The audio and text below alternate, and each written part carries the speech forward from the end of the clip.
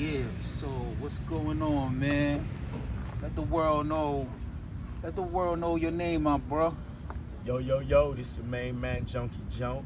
Y'all already know who this is, your official ZP representative for sure. Oh man, that's what's up, man. You know they've been anticipating and been wanting to know the name Junk, what it's all what it's all about with you, my boy. Like right now, man, it's a question that everybody want to know, man. How did Zopound come about? Well, Soul Pound is a group that came about. I mean, it depends on, what where you want to go with it, how to name, Let's talk about you the know, rap part first. the rap part. All right, Soul Pound, like, maybe, maybe like about 95, I would say. 95, early 95. Yeah, 95 might have been the year. 95 was the year that you know, niggas was out here just, getting money, you know what I'm saying? And music was always something that we wanted to do, you know what I'm saying? Cause back in the Palms and shit, when we used to be in the Palms back in the days, we used to always, you know what I'm saying, put our pack out there. Now you might say what the fuck the pack is. Well, the pack is like a DJ set.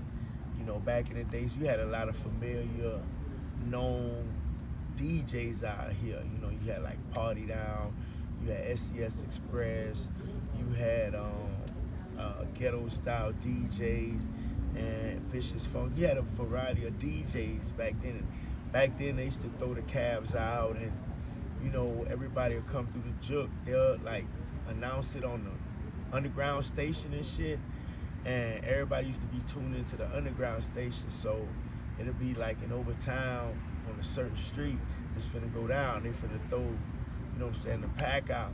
So everybody and their mama from Miami, if you was in the streets, you'll go to the juke and it'll just be bitches and niggas and all type of automobiles, niggas that's in the game, they'll come through in their rides.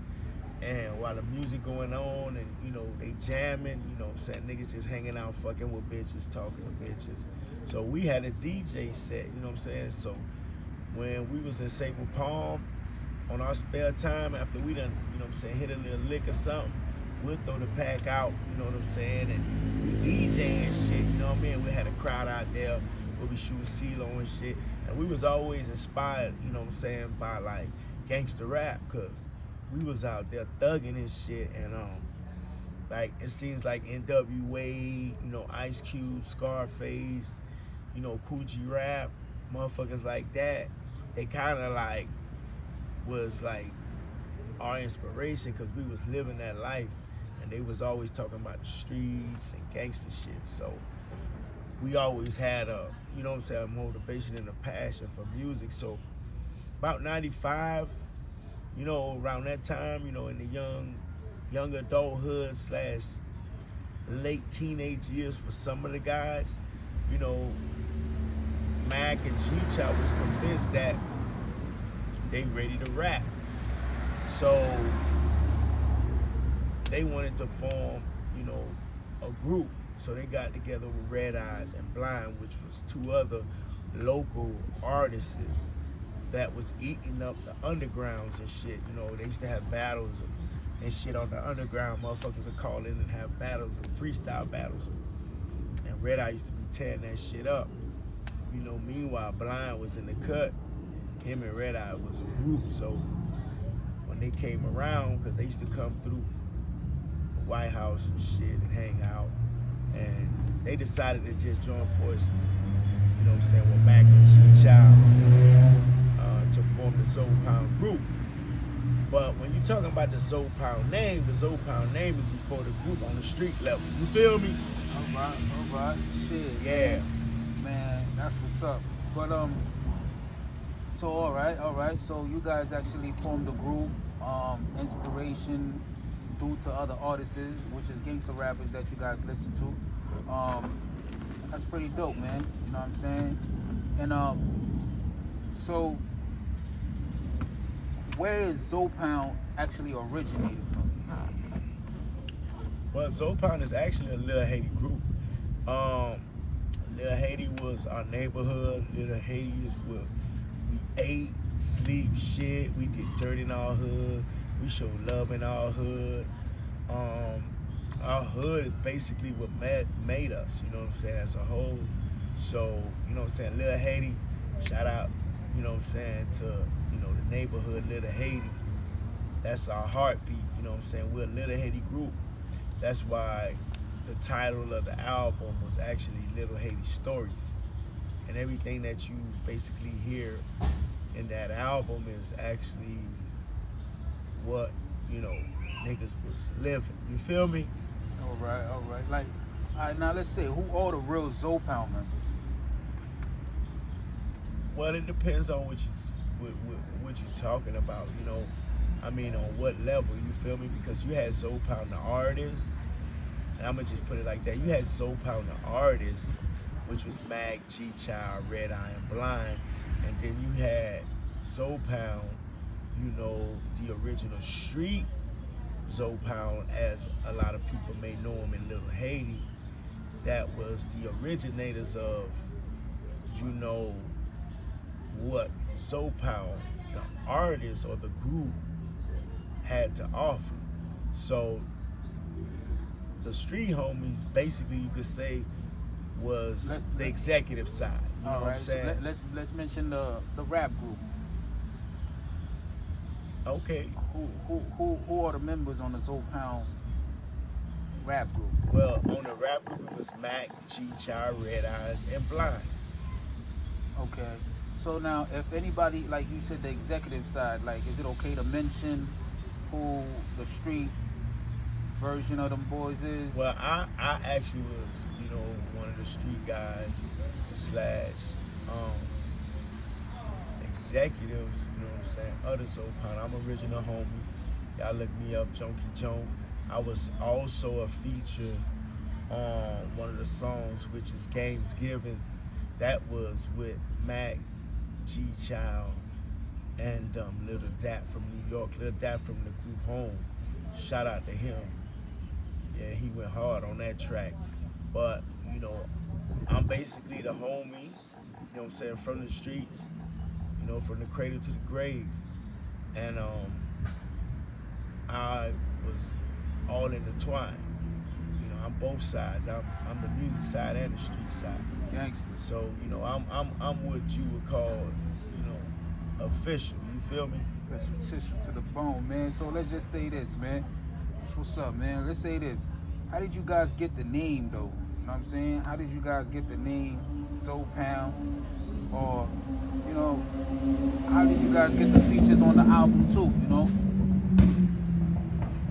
Well, the features came from basically hard work. I'm gonna say it like that first. You know, one thing about us, we was very serious about what we lined ourselves up with. You know, we wanted to do music.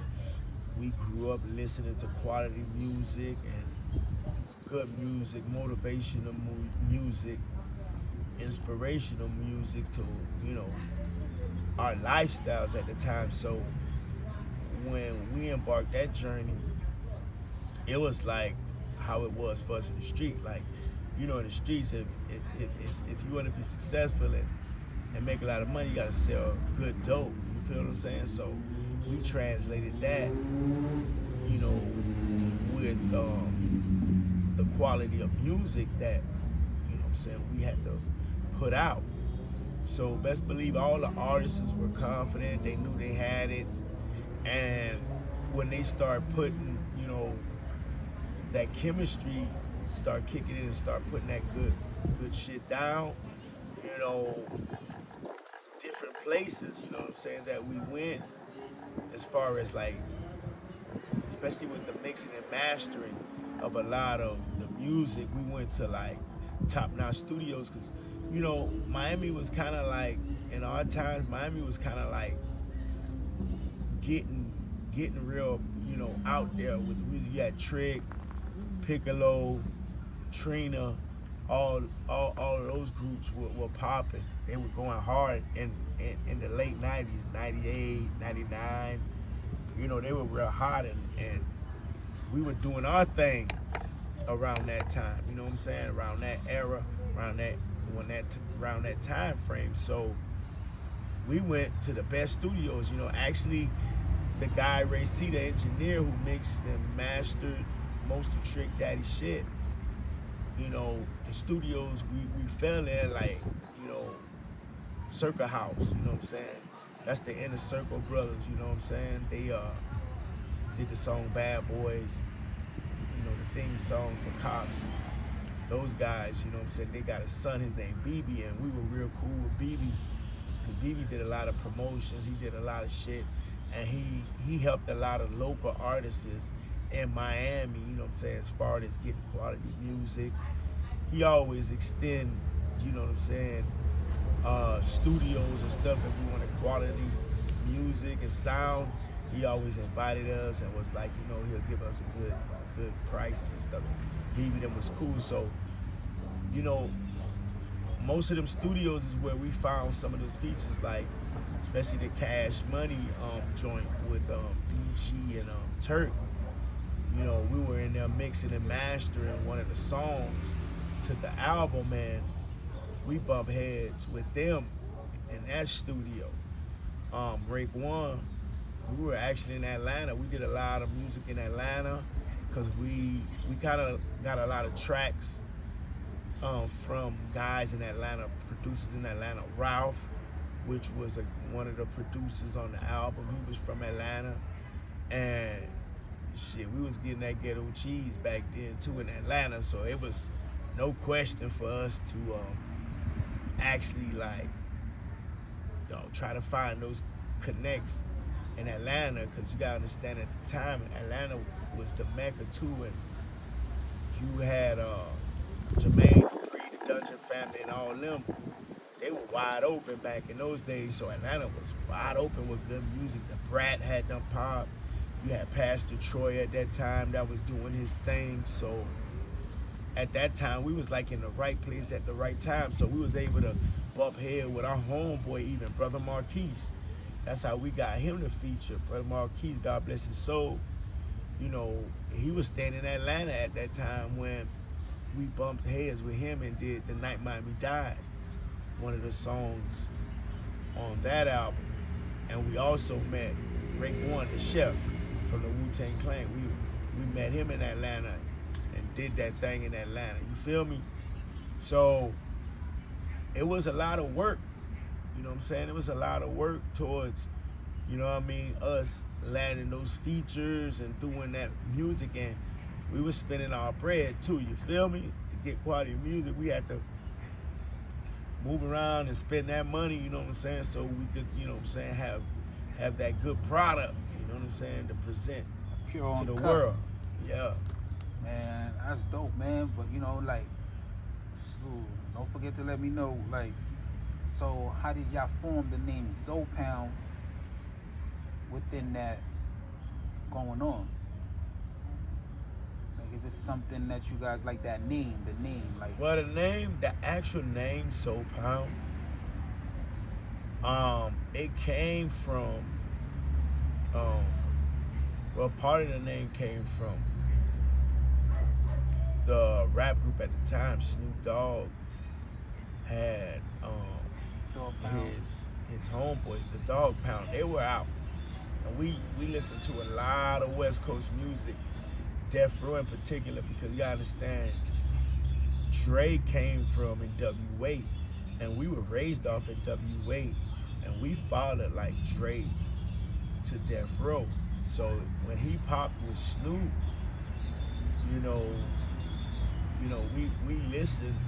we listened to that, you know what I'm saying? So he had the Dog Pound come out on Snoop on that Doggy Style album, and it was like, yo, them niggas is like, they the way they rap like how we chill, and how we really vibe. So the pound, the click, you know what I'm saying, we understood what that means. So we was like, man, we just a Haitian version of them guys. You know what I'm saying?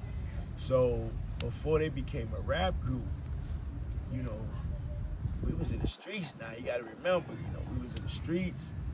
So that name was put together, you know, first for like, you know, on the baggies, you know, the weed baggies. Back in the day, they put the, you know, stamp on the weed baggies. So, you know, that was the name of the, that was what, it was, the purpose for the name was for that first. But then later on, since Zound, you know, that's how we marked our territory as far as that's our product, you know, when guys decided to rap, you know, we were known in the streets, y'all tagged into it. You know, as the Zound crew, you know, especially when the boys had them Chevys, you know, niggas was like the shit of the town back then, and them Chevys, you feel me? Shit was lovely then, cause niggas was on bread getting it, you feel me? Right. And it was like niggas was living their lives, balling and representing as young Haitians and being prideful about, you know, being Haitian. At the same token, niggas was balling and doing their thing, and the music was good quality music. You know, people would like come and, you know, have a good time and enjoy Zound opening acts. You know what I'm saying? They were opening acts at the time, the artists, you know. And then me particularly at that time, I had caught a little juvenile beef, and I was going for like 4 years, from 93 all the way up into 97. So 4 years to be exact. So by the time some of the music was made, because I used to be getting all this over the phone, just, you know, calling and seeing how things were going. You know, rest in peace, Chubb died. You know what I'm saying? While I was incarcerated, actually a couple of months before I got out, because he died like in September, around the same time Tupac died in '96. So it was crazy to us, because like we loved Tupac, we vibed with Tupac. When he died, you know, that made the whole fucking world sad. So, you know, niggas was already like, damn, they took the real one, you feel me? Right. And Chubb was like right around that same time, so it was like a double dose for us, you know, because Big Chubb, you know what I'm saying, he really wanted the coiners of the name, the actual name going on that bag, you feel what I'm saying? Okay. The real homie, these niggas be talking like they know the homie, they don't know the homie. My homie, you know, passed at a young age. Chubb was 18 and he was already, you know what I'm saying, like our big homie, you know what I'm saying? Even niggas that was kind of older than him somewhat, you know what I'm saying, would, you know what I'm saying, take Chubb's advice when it's time to make a move, you feel me? And niggas don't understand that motherfuckers that don't know us would be like, oh, he was the leader, he was the one they followed. Motherfuckers don't know us. No, Chubb was really ahead of his time. He was older than most of the niggas he hung around. We might have had about 3 or maybe 4 older homies or older than Chubb at the time that would take his advice, but they still was our big homies, and Chubb had big homies. But it's just Chubb was like in the midst of the shit when it was cooking up, the Zound shit.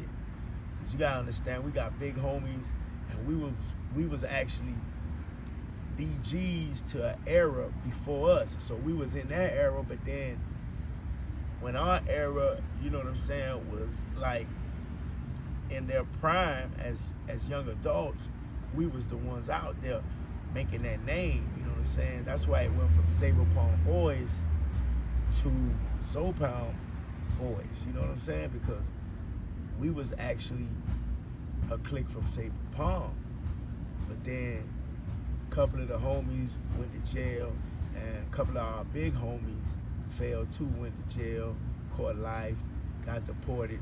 So we later on migrated to 5-6. Now the ones that migrated to 5-6 at first by the White House is the actual coiners or the real Zound.